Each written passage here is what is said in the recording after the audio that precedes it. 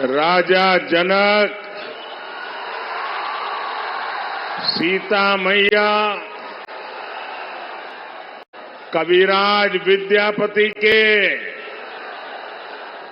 ई पावन मिथिला भूमि के नमन करे छी।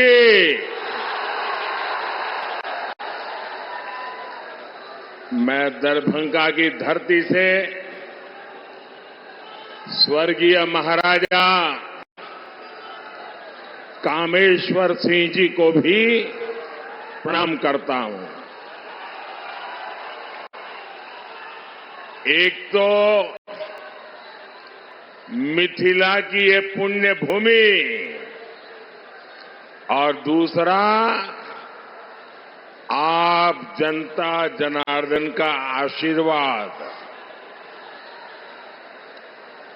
इससे बड़ा जीवन का सौभाग्य क्या हो सकता है।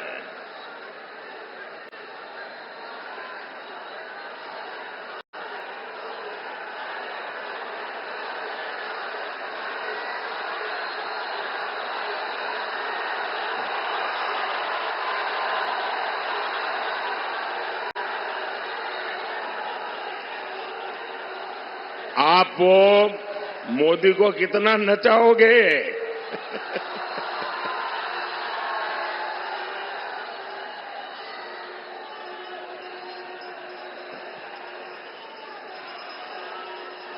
वो एसपीजी वालों को कहिए वो मोदी को कब्जा कर ले।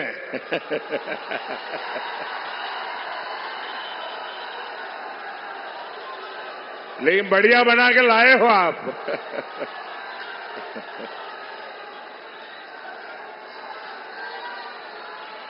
आपका बहुत बहुत धन्यवाद जी।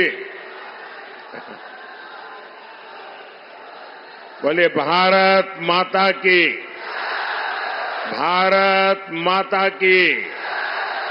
ये एसपीजी वालों को दे दीजिए। हाँ।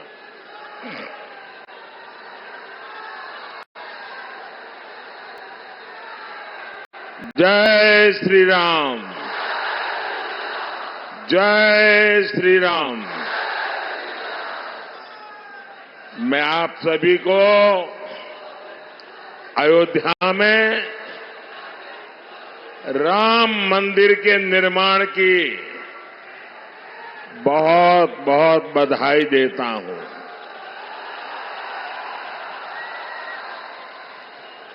पांच सौ वर्षों के बाद हमारा इंतजार समाप्त हुआ। 500 साल तक ये हमारे पूर्वज संघर्ष करते रहे, बलिदान देते रहे और कभी भी निराश नहीं हुए। हमारे पूर्वजों को पता था कभी न कोई बेटा पैदा होगा,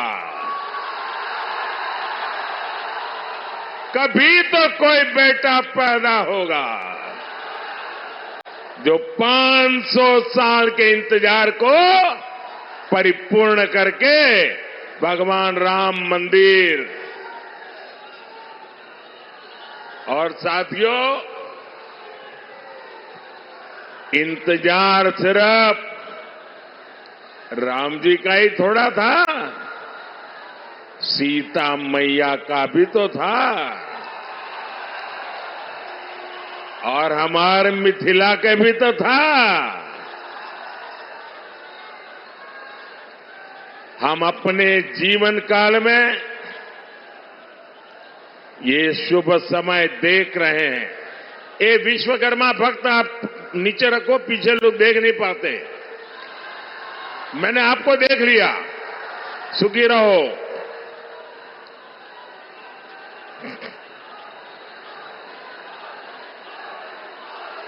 ये शुभ समय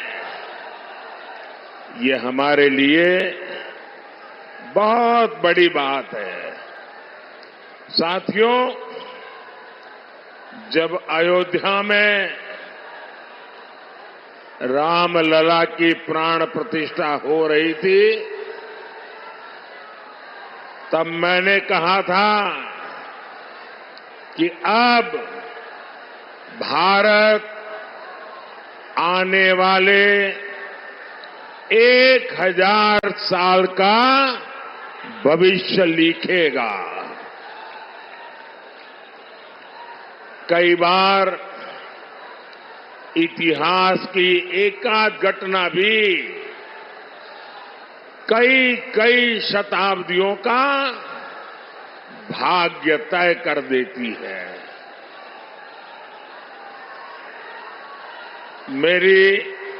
मेरी आप सबसे प्रार्थना है, देखिए जगह छोटी पड़ गई है, मैं जानता हूं आपको तकलीफ हो रही है,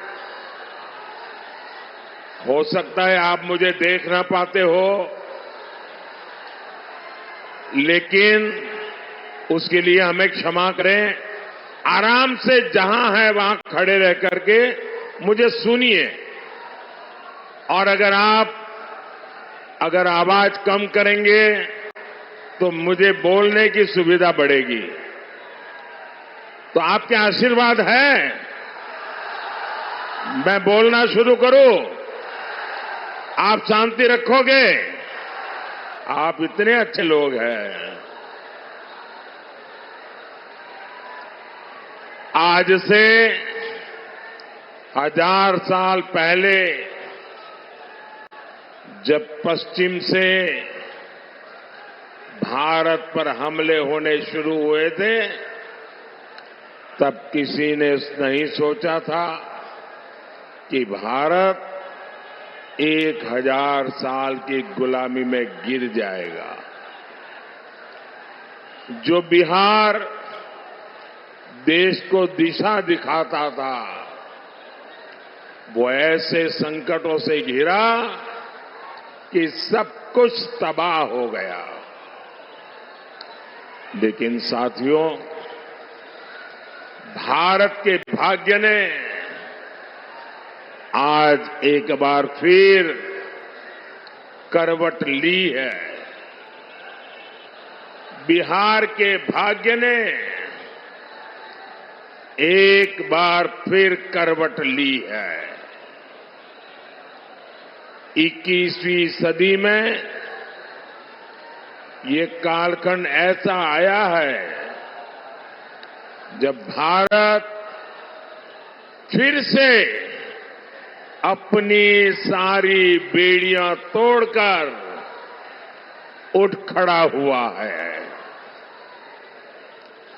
आज भारत की दुनिया में जो साख है ना, वो नई ऊंचाई पर है। आज भारत चांद पर पहुंच गया है, जहां कोई नहीं पहुंचा। 10 साल पहले हम दुनिया की 11वें नंबर की अर्थव्यवस्था थे। सिर्फ 10 साल में हम दुनिया की 5वें नंबर की अर्थव्यवस्था बन चुके हैं।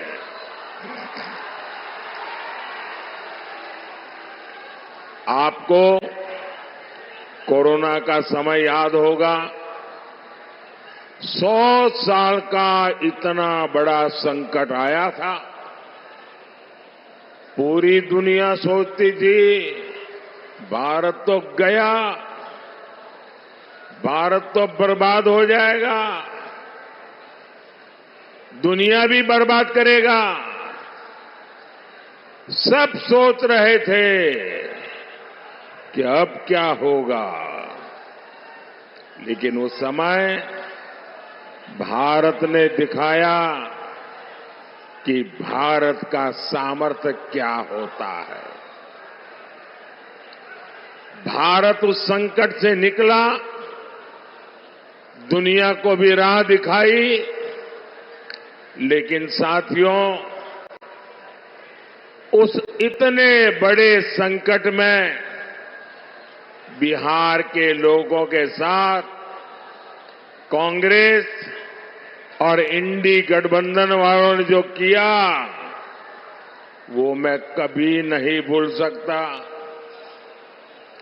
दिल्ली में इंडी गठबंधन की सरकार थी, महाराष्ट्र में इंडी गठबंधन की सरकार थी और इन लोगों ने बिहार के लोगों को उस संकट काल में वहां से साजिश करके भगा दिया, वापस भेज दिया था। मेरे बिहार के नौजवानों को, मेरे बिहार की बेटियों को दिल्ली से इंडी गठबंधन की सरकार वालों ने भगाया था। महाराष्ट्र से इंडी गठबंधन वालों ने, सरकार ने भगाया था। मैं जरा बिहार के नौजवानों को पूछना चाहता हूं, जिन्होंने आपके साथ ये जुल्म किया, क्या उन्हें माफ करेंगे? क्या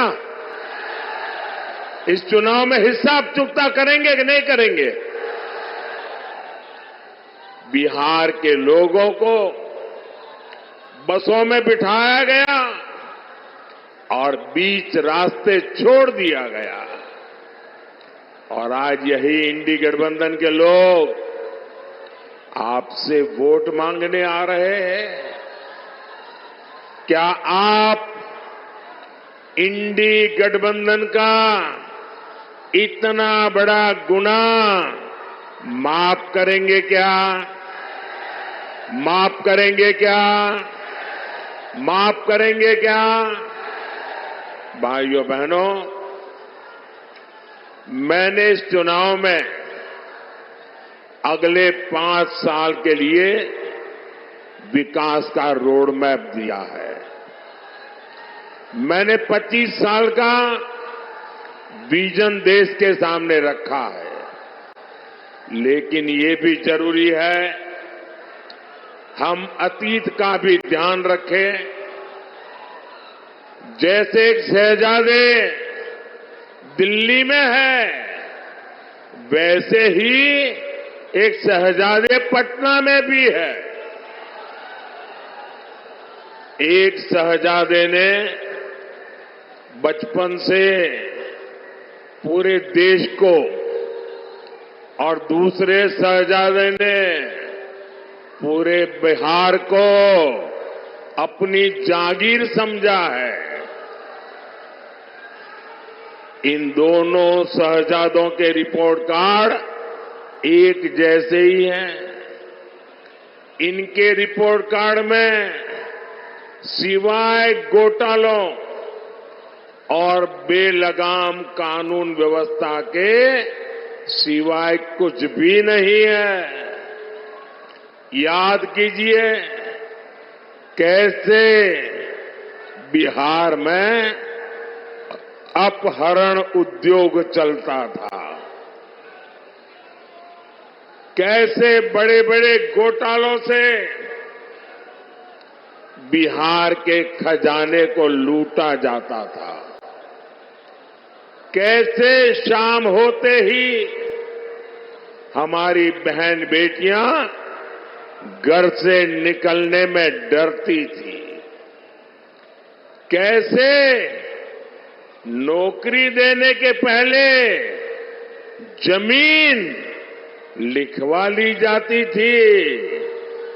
साथियों, आज नीतीश जी के नेतृत्व में एनडीए सरकार बिहार के विकास के लिए दिन रात काम कर रहा है। हमारी प्रेरणा कर्पूरी ठाकुर है, जिन्हें कुछ समय पहले भारत रत्न देने का सौभाग्य हमें मिला है। पिछले 10 साल में बिहार में हमने 40 लाख गरीबों को पक्के घर दिए हैं, करीब 1.25 करोड़ गैस कनेक्शन दिए हैं। आज गरीबों को मुफ्त राशन, मुफ्त इलाज मिल रहा है। और अब मोदी ने ये भी तय किया है कि आपके परिवार में, बिहार में कोई भी 70 साल की ऊपर के बुजुर्ग होंगे तो अब उनके संतानों को उनकी बीमारी में इलाज का खर्चा नहीं उठाना पड़ेगा। अब ये खर्चा दिल्ली में आपका ये बेटा उठाएगा।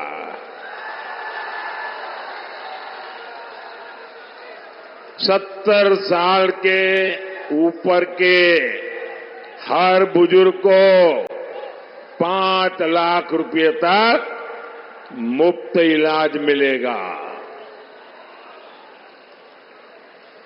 मेरे बिहार के साथियों, मेरे दरभंगा के साथियों, मेरा एक काम करोगे?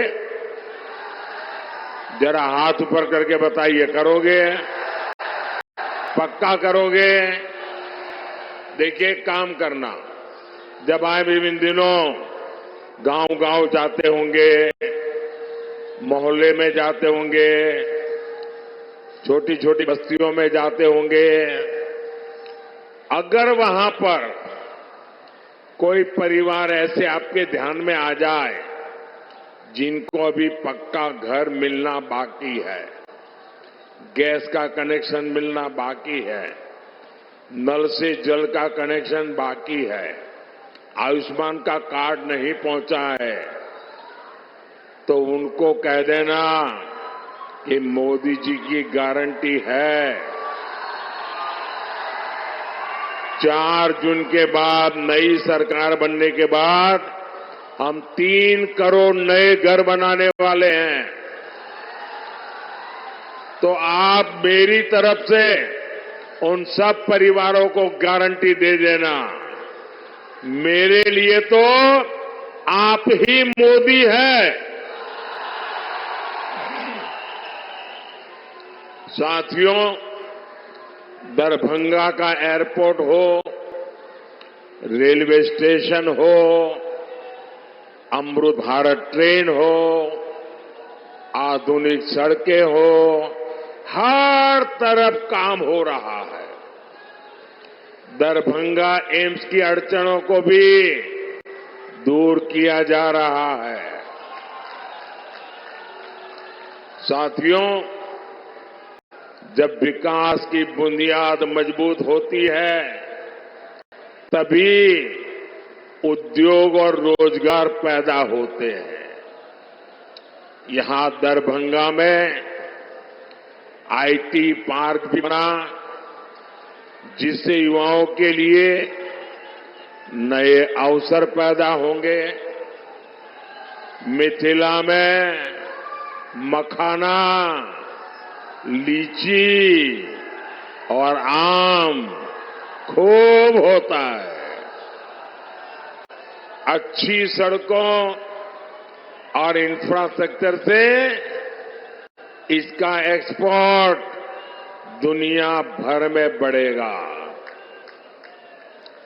यहां के मखाने को दुनिया तक पहुंचाने के लिए हमारी सरकार ने मखाने को जीआई टैग दिया है। साथियों, हमने बिहार में महिला स्वयं सहायता समूहों को 42,000 करोड़ रुपए की सहायता बैंकों से दी है। 42,000 करोड़ रुपया। दरभंगा, मधुबनी में 11 लाख महिलाएं इन समूहों से जुड़ी है। दरभंगा में इन बहनों ने शिल्प ग्राम की शुरुआत भी की है और आपकी मधुबनी की पेंटिंग का प्रचार तो खुद मोदी पूरी दुनिया में करता रहता है। आज आगे बढ़ती हमारी बहनों की ये खुशी यही मोदी को मेहनत करने का हौसला देती है। साथियों, आपको पता है कि संविधान ने लंबी चर्चा के बाद हमारा संविधान बना, तब एक मुद्दे पर सबसे ज्यादा चर्चा हुई थी। बाबा साहब आम्बेडकर थे, डॉक्टर राजेंद्र बाबू थे, देश के बड़े बड़े विद्वान थे और संविधान में धर्म के आधार पर आरक्षण देना कि नहीं देना, इस पर गंभीर चर्चा हुई और बाबा साहब के नेतृत्व में संविधान सभा ने 75 साल पहले तय किया कि हमारे देश में धर्म के आधार पर आरक्षण नहीं दे सकते हैं, देश को फिर से नहीं बांट सकते हैं। बाबा साहब आम्बेडकर ने इसके विषय में खुले आम वकालत की कि धर्म के आधार पर आरक्षण नहीं होगा। इतना ही नहीं, पंडित नेहरू ने भी धर्म के आधार पर आरक्षण का विरोध किया। लेकिन अब जब हमारे गरीब एससी, एसटी, ओबीसी का कांग्रेस से मोहभंग हो गया है, तो कांग्रेस नेहरू जी की भावना के खिलाफ जा रही है, बाबा साहब आम्बेडकर के पीठ में छुरा भोंक रही है, संविधान को तोड़ने मरोड़ने में लगी है। कांग्रेस लगी हुई है कि ओबीसी कोटे को कम करके धर्म के आधार पर उसमें से डाका डाल के मुसलमानों को आरक्षण दे दिया जाए। दलितों के आरक्षण में से डाका डालो, आदिवासियों के आरक्षण में से डाका डालो और कांग्रेस की साजिश में आरजेडी भी कंधे से कंधा मिलाकर चल रही है। 2007 में बिहार के शहजादे के पिताजी ने मुस्लिमों को ये आरक्षण में से निकाल करके कोटा देने की बात कही थी। रेल मंत्री के रहते हुए उन्होंने रेलवे अधिकारियों को कहा था कि मुस्लिमों के लिए कोटे का इंतजाम किया जाए। सोचिए, ये एससी, एसटी, ओबीसी का आरक्षण छीनकर को मुस्लिमों को देना चाहते हैं। आप मुझे बताइए, धर्म के आधार पर ओबीसी, एससी, एसटी आरक्षण अगर कटेगा तो यादव, कुर्मी, इन समाज का हक भी बचेगा क्या? सब कुछ खत्म हो जाएगा। पासवान, मुसहर, रविदास, दानुक समाज के हक पर ये डाका डालने में उसकी फिराक में है। साथियों, मैं पिछले 12 दिनों से कांग्रेस को और उनके चट्टों-पट्टों को आरक्षण के मुद्दे पर चुनौती दे रहा हूं। मैंने उनसे कहा है, मैंने लिखित में मांगा है कि इंडी गठबंधन धर्म के आधार पर एससी, एसटी, ओबीसी का आरक्षण छीन करके मुसलमानों को नहीं देंगे। धर्म के आधार पर आरक्षण के लिए संविधान के साथ खिलवाड़ नहीं करेंगे, लेकिन इनके पेट में पाप है। 12 दिन से मैं मांग कर रहा हूं, ये चुप बैठे हैं। साथियों, मैं आपको विश्वास दिलाता हूं,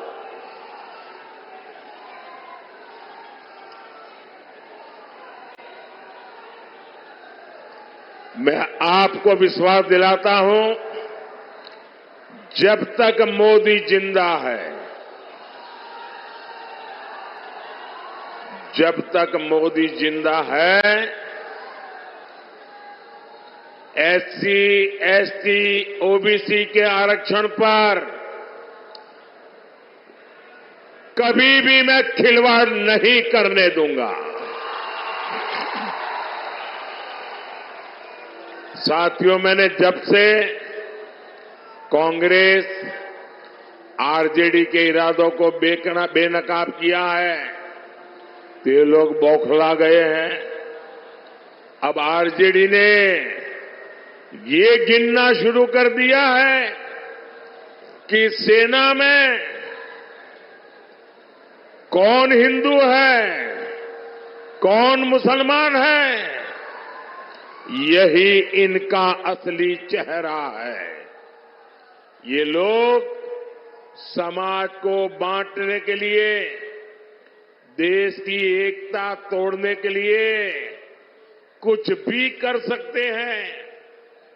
मां भारती की रक्षा के लिए जो सीने पर गोली खाता है, वो पहले भारतीय होता है। और ये आरजेडी के लोग उसे हिंदू मुसलमान की नजर से देखते हैं। मैं जरा हिंदू मुसलमान का बंटवारा करने वालों को पूछना चाहता हूं, क्या अब्दुल हमीद जी को हम इस शर्त इसलिए याद करते हैं क्योंकि वो मुसलमान थे?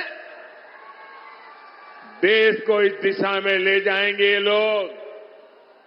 यही लोग सर्जिकल स्ट्राइक पर सवाल उठाते हैं, एयर स्ट्राइक पर सवाल उठाते हैं। यही लोग आर्मी चीफ को गाली देते हैं। आखिर किसको खुश करने के लिए किसके इशारे पर ये बोला जाता है? देश सब देख रहा है, जनता है, सब कुछ जानती है। देशवासी सब देख रहे हैं। साथियों, आरजेडी का इतिहास सामाजिक न्याय का मुखौटा लगाकर हमेशा तुष्टीकरण करने का रहा है। जब गोधरा में कार सेवकों को जिंदा जलाया गया था, तब रेल मंत्री ये शाहजादे के बेटे थे जो सजा काट रहे हैं और जमानत पे घूम रहे हैं। उन्होंने दोषियों को बचाने के लिए सुप्रीम कोर्ट के एक जज की कमेटी बनाई, बेनराजी कमेटी। सोनिया बहन का राज था ना, और इसलिए उन्होंने बेनराजी कमेटी बनाई थी। वो जज का नाम बेनर्जी था, तो लोग बेनराजी बोलते थे। और उससे ऐसा रिपोर्ट लिखवाया कि 60 कार सेवकों को जलाने वाले निर्दोष छूट जाए।